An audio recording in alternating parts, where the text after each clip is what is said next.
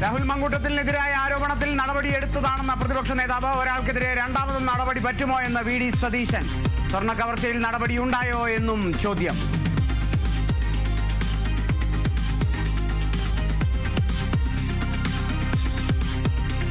കശുവണ്ടി വികസന കോർപ്പറേഷൻ അഴിമതി കേസിലെ പ്രോസിക്യൂഷൻ അനുമതിയിൽ ഹൈക്കോടതിയിൽ സാവകാശം തേടി സർക്കാർ. സത്യവാങ്മൂലം നൽകാൻ സർക്കാർ 2 ദിവസത്തെ സമയം തേടി. ഹർജി വെള്ളിയാഴ്ച വീണ്ടും പരിഗണിക്കും.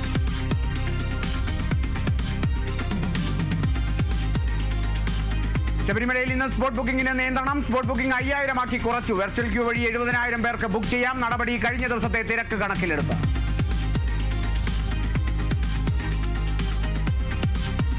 നടൻ കൃഷ്ണകുമാറിന്റെ മകൾ ദിയ കൃഷ്ണയുടെ സ്ഥാപനത്തിൽ നടന്ന തട്ടിപ്പിൽ കുറ്റപത്രം തയ്യാറാക്കി ക്രൈംബ്രാഞ്ച്. സ്ഥാപനത്തിൽ നിന്ന് നഷ്ടമായത് 66 ലക്ഷം രൂപയെന്ന് കുറ്റപത്രം. 3 ജീവനക്കാരികളും 1 ജീവനക്കാരിയുടെ ഭർത്താവും കേസിൽ പ്രതികൾ. തട്ടിയെടുത്ത പണം ആഡംബര ജീവിതത്തിന് ഉപയോഗിച്ചെന്നും കണ്ടെത്തൽ.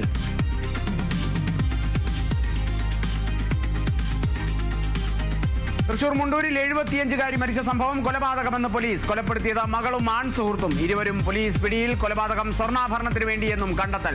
മലപ്പുറം പൂക്കോട്ടൂർ പള്ളിമുക്കിൽ സഹോദരനെ കുത്തി കൊലപ്പെടുത്തി.